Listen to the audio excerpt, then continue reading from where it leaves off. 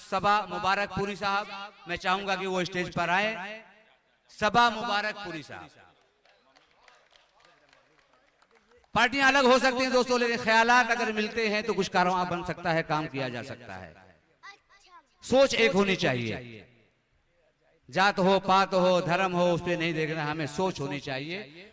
सबा मुबारकपुरी साहब को बुके दे करके इनको सम्मान किया जाए। आज के हमारे प्रोग्राम में ये मेहमान थे, और चूंकि शायर और अशआर और शऊर ये तीनों के मालिक भी हैं, तो मैं ये चाहूंगा कि इनके मुंह से दो शब्द, ज्यादा तो नहीं, दो शब्द हम लोग भी सुन लें। कभी इत्तेफाक नहीं हुआ है हमारा, तो मैं दावत दूंगा माइक पर जनाब सबा मुबारकपुरी साहब को।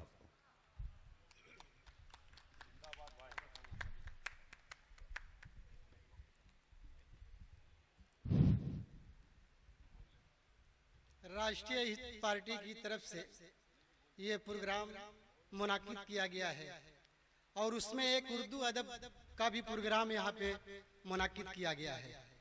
उस सिलसिले में मुझे मोहम्मद ताहिर आजमी साहब ने दावत दी कि सबा मुबारकपुरी साहब आपको मेरे इस प्रोग्राम में आना है।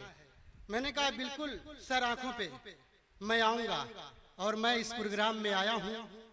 मैं भी कुछ पढ़ता हूँ, कुछ लिखता हूँ, लेकिन यहाँ पे बहुत लोग हैं, मुझे उस मेहमान की हैसियत से बुलाया गया है, इसलिए मैं कुछ अगर कहिए तो शेर पढ़ूं, अगर इजाजत हो इस स्टेज की, तो मैं कुछ पढ़ना चाहूँ तो पढ़ सकता हूँ कि नहीं?